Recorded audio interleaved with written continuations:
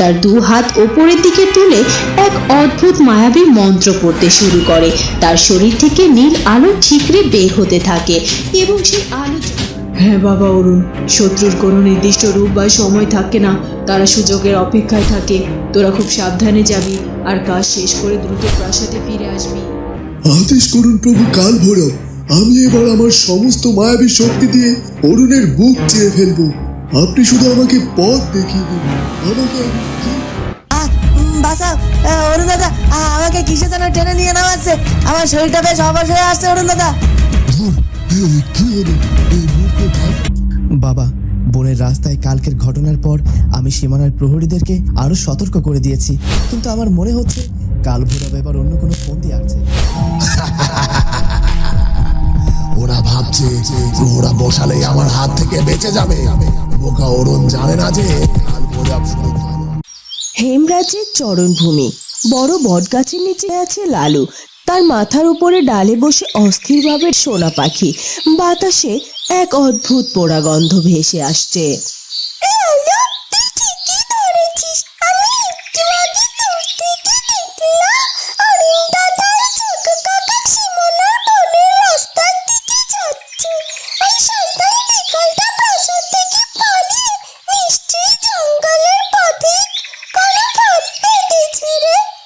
সর্বনাশ, তাহলে তো অরুণ দাদা না জেনে সোজা কাল ভৈরবের মায়াজালের দিকে এগিয়ে যাচ্ছে। সোনা পাখি, তুই আর এক মুহূর্ত এখানে বসে থাকিস না, তুই উড়ে গিয়ে অরুণ দাদার আগে আগে থাক। রাস্তায় কোনো অশুভ কিছু দেখলে ডানা ঝাপটে ওদের থামিয়ে দিবি।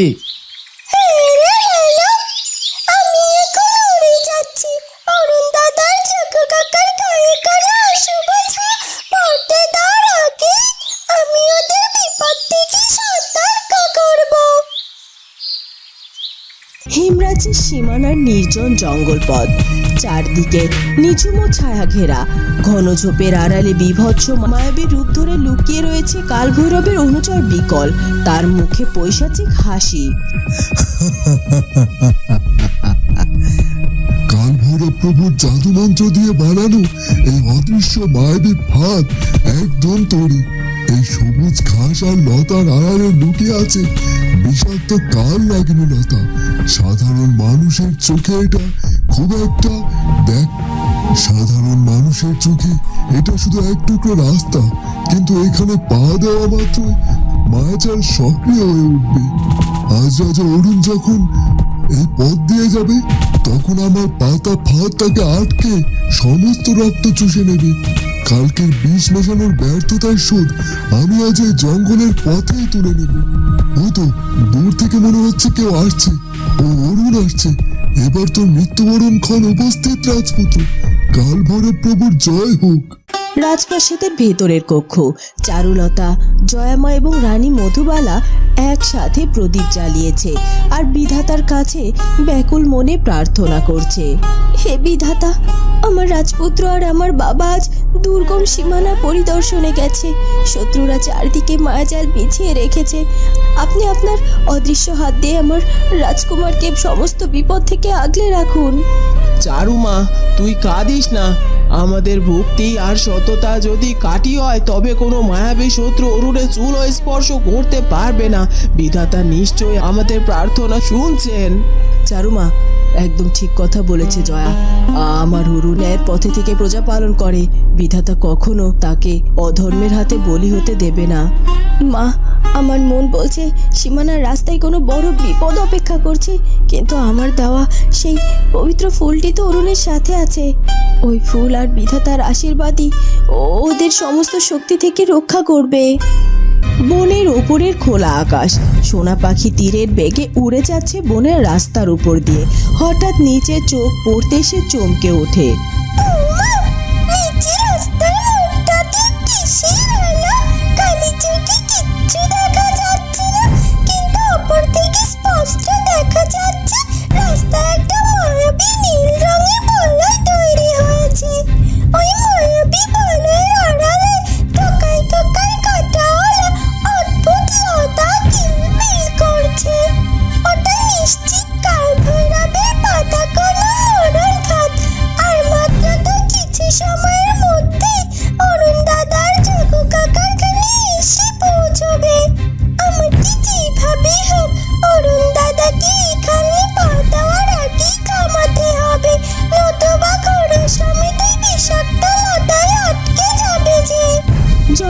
পথের মোড়।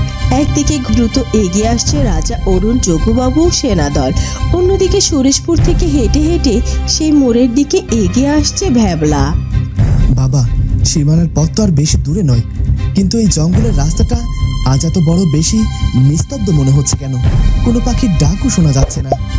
রাজপুত্র, আমিও সেটাই খেয়াল করছি। কাল ভৈরবের ঘটনার পরে জঙ্গলের বাতাস কেমন যেন ভারী হয়ে আছে। আমাদের খুব সতর্ক থাকতে হবে। আরে ওই তো দূর থেকে রাজপুত্র অরুণ আর জগ্গু কাকাকে দেখা যাচ্ছে। কতদিন পর ওদের সাথে দেখা হবে। চারুদির কাছে পৌঁছানোর আগে এই রাস্তাতেই দেখা হয়ে গেল। বাবা, দেখুন তো, উল্টো দিক থেকে কে আসছে না? মনে হচ্ছে আমাদের সুরেশপুরের ভ্যাবলা। ও এত সকালে এই জঙ্গলের রাস্তায় কি করছে? ভ্যাবলা আনন্দের সাথে এগোতে থাকে, কিন্তু সে খেয়াল করেনি সে যে অদৃশ্য মায়াবী বলয়ের সীমানায় পা দিয়ে ফেলেছে। অরুণ দাদা, এই জগ্গু কাকা, আমি সুরেশপুর থেকে এই চারুদির সাথে দেখা করতে আসছিলাম।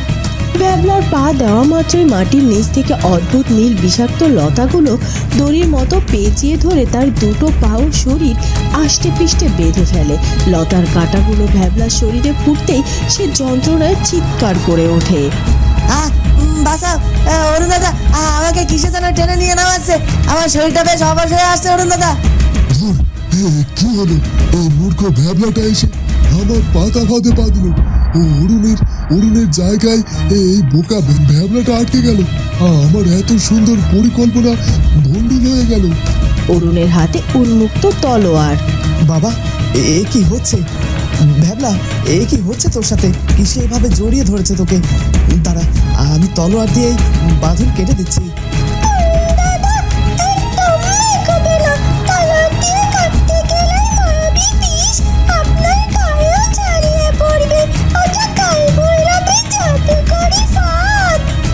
রাজপুত্র, থামো। সোনা পাখি একদম ঠিক বলেছে। অদেখা অদৃশ্য লতা দিয়ে ভ্যাবলাকে পেঁচিয়ে ধরেছে। এটা কোনো সাধারণ বাঁধন নয়, এই কাল ভৈরবের মায়া জাল। এটা তলোয়ার দিয়ে মায়াবী বিষাক্ত লতা কাটা যায় না। অরুণ দাদা, আমার শরীরে কোনো শক্তি পাচ্ছি না। লতাগুলোর কাটা আমার রক্ত শুষে নিছে। আমাকে বাঁচাও দাদা। যোগুবাবু দ্রুত পরিস্থিতি অনুধাবন করে এবং অরুণের জামা থেকে চারুলতার দেওয়া পবিত্র ফুলটি বের করে। এই রাজপুত্র, মায়াজাল কাটতে হলে আমাদের পবিত্র আগুন আর উপরালার আশীর্বাদ ব্যবহার করতে হবে। সারু মায়ের দেওয়া ওই পূজিত ফুলটি এই মশালের আগুনে স্পর্শ করলে মায়াজাল ভস্ম হয়ে যাবে। যোগুবাবু মশালের শিখায় চারুলতার পবিত্র ফুলটির ছোঁয়াতেই মশাল থেকে এক উজ্জ্বল স্বর্গীয় আলো বিচ্ছুরিত হয়। যোগুবাবু সেই মশালটি মায়াবী লতার উপরে ধরেন, আর অমনি বিকট শব্দে নীল আলো জ্বলে ওঠে এবং বিষাক্ত লতাগুলো এক মুহূর্তের মধ্যেই পুড়ে ছাই হয়ে যায়।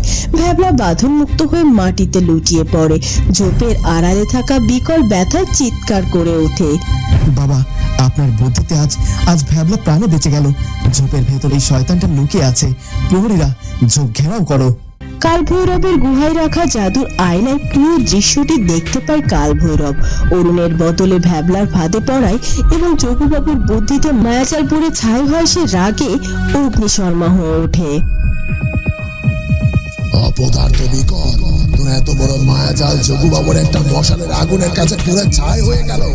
তোকে আমি সামান্য একটা কাজও ঠিকঠাক মতো করতে দেখতে পেলাম না। প্রভু কাল ভৈরব, আমাকে ক্ষমা করুন।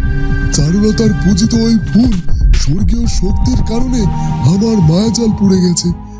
হেমরাজ্যের রাজপ্রাসাদের প্রধান ফটক।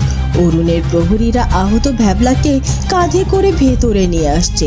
সংবাদ পেয়ে সেখানে ছুটে আসে চারুলতা, ক্যাবলা, ময়না ও জয়ামা। এই কি অবস্থা ভ্যাবলার? ও তো সরেশ পড়েছিল, ওর এই অবস্থা কিভাবে হলো? রাজপুত্র, আপনারা কি সীমানায় পৌঁছাতে পেরেছিলেন? চারুলতা, আমরা সীমানায় পৌঁছানোর আগেই বনের রাস্তায় ফাঁদে ভ্যাবলা আটকে যায়।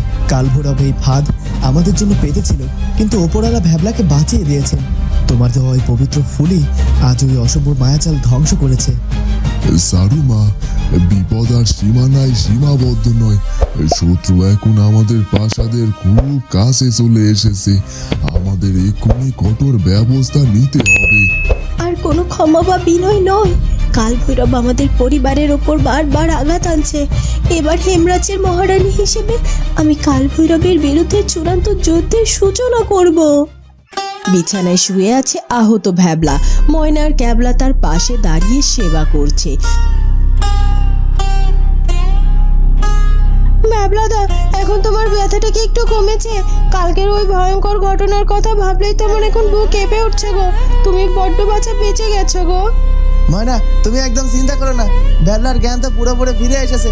যোগু কাকা ঠিক সময় মায়াজালটা পুড়িয়ে দিয়েছিল বলেই তো আজ আমাদের ভ্যাবলা আমাদের মাঝে আছে। তুমি মন খারাপ করো না ময়না, সব ঠিক হয়ে যাবে।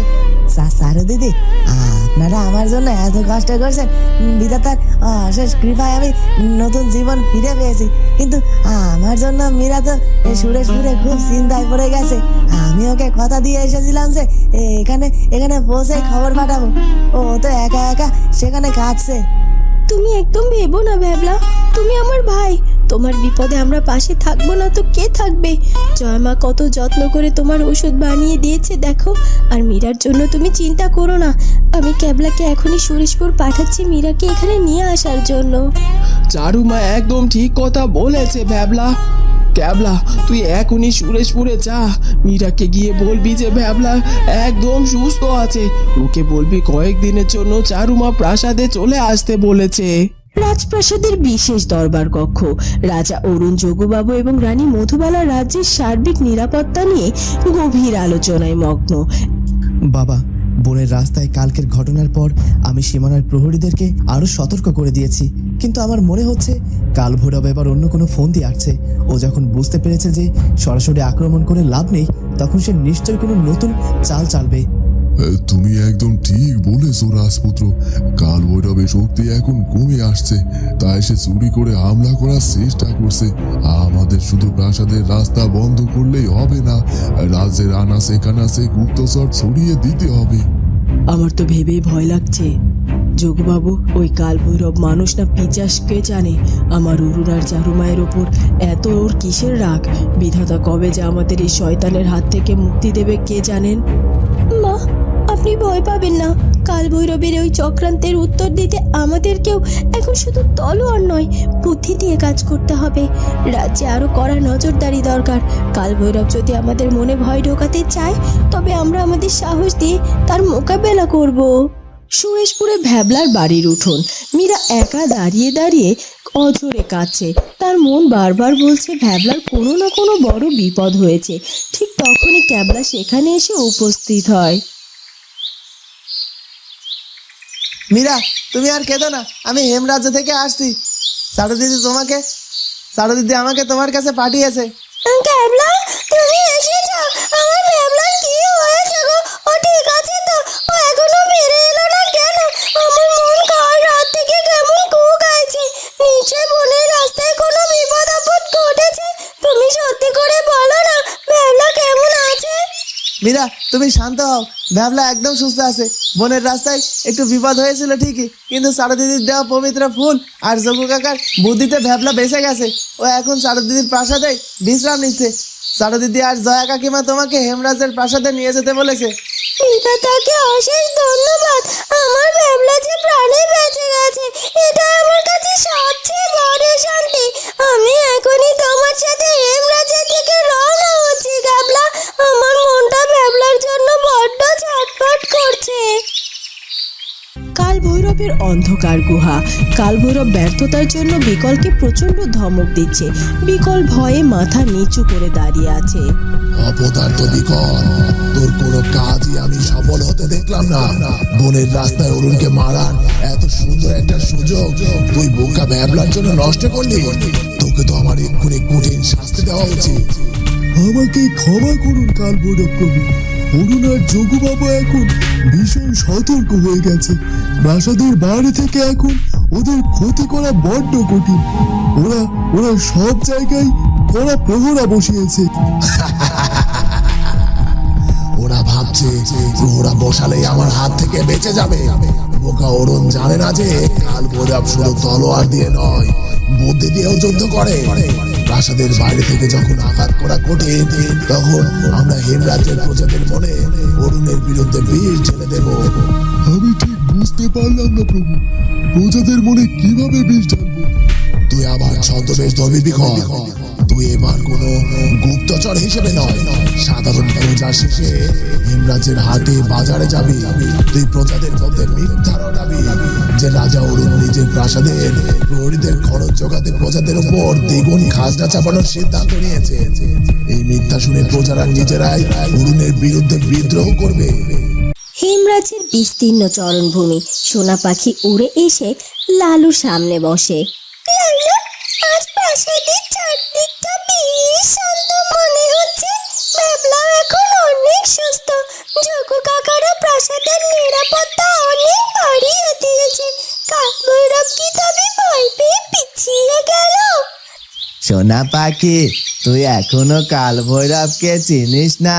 শত্রু যখন পেশি শক্তি দিয়ে পারে না, তখন সে প্রজাদের মধ্যে কুৎসা বা গুজব ছড়িয়ে রাজত্বে অস্থিরতা তৈরি করবার চেষ্টা করে। এটাই তো শয়তানের নিয়ম। তুই ঠিকই বলেছিস লালু। প্রাসাদের দরজা বন্ধ করে আমরা বাইরে শত্রুদের আটকাতে পারবো ঠিকই, কিন্তু সাধারণ মানুষের মনে যদি বিষাক্ত কথা ঢুকিয়ে দেয়, তবে সেটা আটকানো বড্ড কঠিন। বন্ধুরা, কি হতে চলেছে এরপর সেটা জানবো আমরা চারুলতা সৎ মায়ের জ্বালা পরবর্তী পর্বে। আর আমাদের আজকের পর্বটি ভালো লাগলে অবশ্যই আমাদের চ্যানেলটিকে সাবস্ক্রাইব করে দিও। দেখা হবে নতুন পর্বে। ধন্যবাদ। মাথায় তার নীলফিতা কিং, চোখে ভরা আলো, ভালুক খরগোশ পাখিরা সব ডাকে বন্ধু চলো। চারুলতা চারুলতা গল্প বলে সারাদিন, ভালোবাসা মজার হাসি এই তার রুটিন চল।